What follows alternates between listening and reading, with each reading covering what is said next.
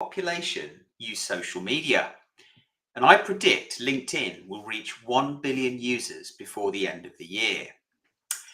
Today's topic is commenting on social media. What is it and why it's important? In the next 15 minutes, you'll have learned the top 3 use cases for commenting on social media. So welcome to the Walking Digital Corridors podcast, where we discuss the latest tips and tricks to empower you to walk digital corridors more effectively. Our aim is to empower you, our listeners, to have more conversations with your target audience and develop predictability in your pipeline. So for me, commenting on social media is the closest digital activity that I do that is closest to in-person networking.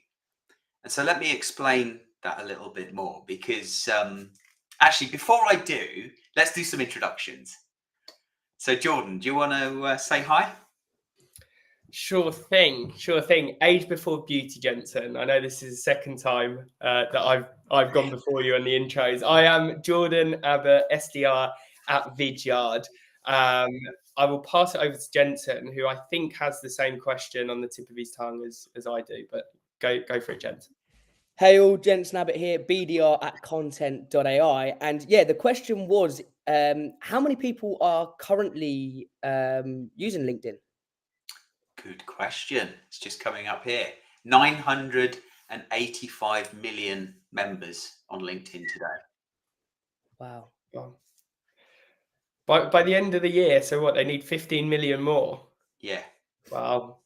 Yeah, I think it was 930 million by end of March in 2023.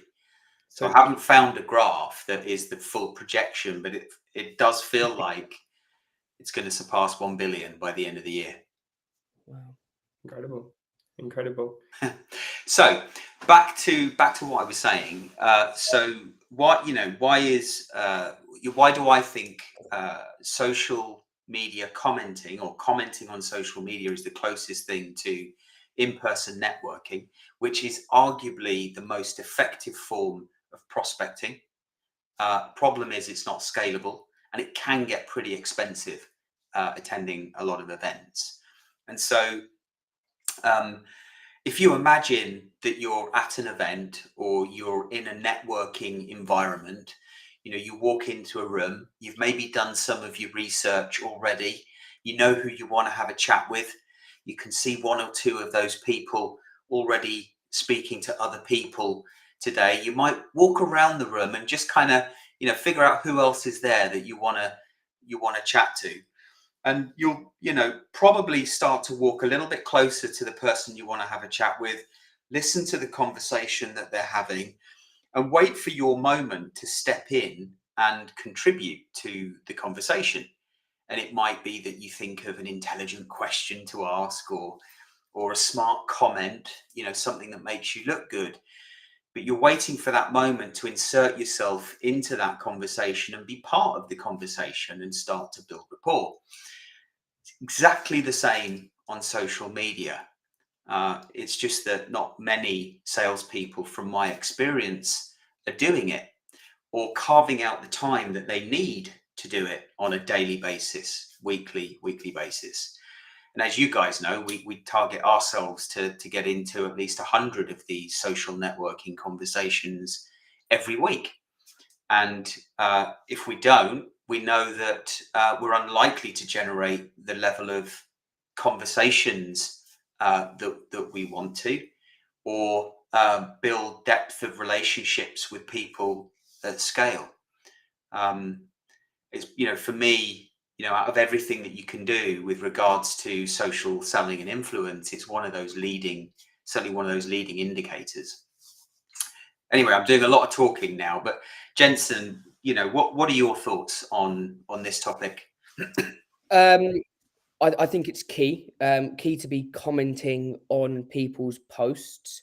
It has a lot of benefits: increase your visibility, increase your kind of trusted advisor status, but also sharing your thoughts, expertise, and experiences with your network is key to be gaining conversations with the people that you would like to talk to.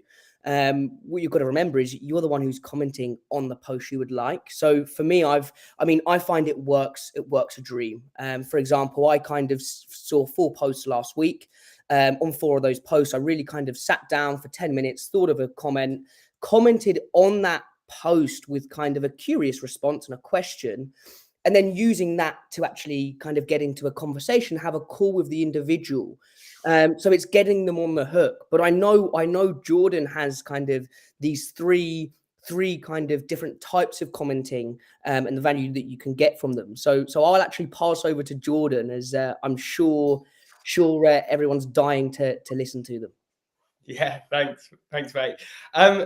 Yeah, just before I share those 3, just to, and again, I don't want to sound like I'm flogging a dead horse here, but it is without a doubt the most impactful thing that you can do on social, because you've heard the saying, you've got 2 ears and 1 mouth. Posting is you're on a soapbox essentially, and it's inclusive and is thought-provoking. You try and make it. That's what you are. You're spreading your message. Whereas commenting, you're actually sitting back, you're taking in what other people are saying, you're actively listening. And then, as you said, you're trying to find that opportunity to insert yourself in the conversation. And as I see it, there's no sort of official, top 3 or 3 types of comments. But as I see it, there are 3. So there's the supportive comment, which is along the lines of, "Oh, this is great, Jensen. Absolutely love this, Alex. Commenting for reach," that sort of thing. And considered, they do get harder as you go on to the next step, but they also increase in value. So that's number 1, probably the easiest. Number 2 is a supplementary comment. So you're adding on to what the person that's posted is saying. You're adding some extra insights, you mentioning a piece of research that supports that post. And then the third, which is arguably the hardest, but easily the most valuable, it's the curious comment, as you mentioned, Jens. It's taking in what someone said and then asking a question, a purposeful question, to continue that conversation. Because unless someone is very rude, they're going to respond to you. So that's a way to get that back and forth. So rather than someone saying something and then you saying something back, it's starting to get the conversation flowing, right? I think if I cast my mind back to when I started doing this in the beginning, it wasn't easy to do. I knew I needed to do it, but it felt like it was a hurdle to jump every time I tried to do it. One of the things I found to be most effective is to take my sales hat off and actually just think about the individual and the humanity of the personal side of trying to have a conversation with somebody because you're genuinely interested about the topic or about them. Yeah, and on that note as well, I would also add, kind of, I don't know how to word it, but I like to play dumb. I like to sit and think, I don't have any idea on this. How about you share your thoughts and opinions on the topic? And then so I can listen to hear what they have to say. So for me, I like to ask questions. And even if some people see it as a silly question, I don't think any question is silly, especially if you're trying to understand a specific point, pain point, experience, or expertise that someone's sharing. I always like to go the extra mile and, so how did you do that? And how did you get there? And also kind of just being curious about the individual and the topic itself can also be key to uncovering just a conversation about that topic and learning more. I like to look at being a sponge, so taking in as much information as possible and learning from others. And that's also another great thing with commenting on posts. You learn new things every day by having conversations. Yeah. Now, not everybody that we would want to have a conversation with is posting on LinkedIn. I forget the exact stat, but it's something like less than 1% of those 985 million members on LinkedIn are active on a weekly basis. So what are some of the things, what's the advice that you would give to our audience about how to increase your visibility and your influence with those harder to reach stakeholders within companies that you want to speak to that perhaps are not posting on LinkedIn? I mean, should I give it to Jord? Should I pass over to Jordan, or I can answer? I don't mind. Yeah, fire away. I've got something in mind, but yeah, fire away. Yeah, I mean, bringing them into the conversation. If you notice that they have interacted with a specific post on a specific topic, and you bump into another post that is kind of similar to that, bring them in the conversation. The worst thing that can happen is that they don't reply to it. Mm-hmm. That is the worst thing. No one's going to judge you. No one's going to say any bad names. All you're trying to do is you're actually trying to just build that relationship with that individual. And I think you've got to remember as well is not everyone's going to speak to you. So just try it. Give it a go. Try and bring them into the conversation. Try and do a post maybe around the topic that you've seen that they've interacted with. So then you can try and spark interest or get them to interact with your post. Yeah. Go on, Jordan. Yeah, no, just building on what you said, as you mentioned, if they've engaged with the post, definitely comment. They'll be notified that someone or people are commenting on that post that they liked. Or what is it? Istatoy. That I only recently learned what that acronym meant, but I saw this and thought of you. Yeah, right. Yeah. So it's perhaps slightly more cheeky, but when there's a post about something that you think a prospect might be interested in or someone might be interested in, I'll tag them and then put Istatoy. Yeah.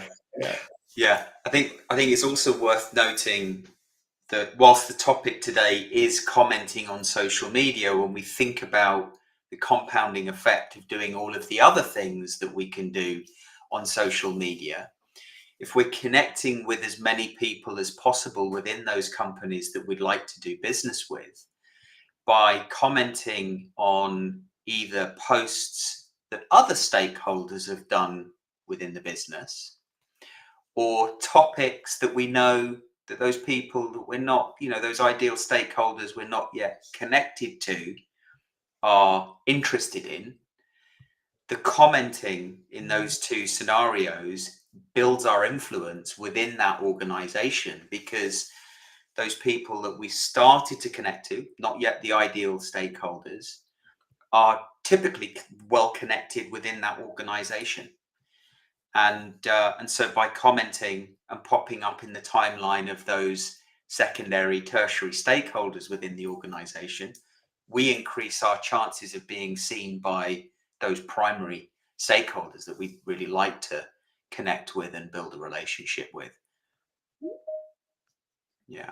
And as they see us popping up, we become a friendly face. So that time when we do choose to connect with them, we're it's somebody, we're potentially somebody that they feel like they know. Yeah. Indeed. Conscious of time, there is one more thing just to really hammer the message home. So when I was doing my reporting this Monday, looking back over the past 4 weeks, throughout that period, I just come back from holiday, build up for the events. And the one thing that changed within my behaviors was a lack of commenting, and my meeting booking rate suffered. I booked only half as many meetings as I typically would. So get out there and get commenting. Message. That's a really good point. And on that note, I think we're just coming to a close. So thank you for joining us today on Walking Digital Corridors podcast, the commenting on social media episode. Next week, we're going to be looking at content marketing versus content making. So look out for the event, LinkedIn event for next week, and we will see you again soon. Enjoy the rest of your week.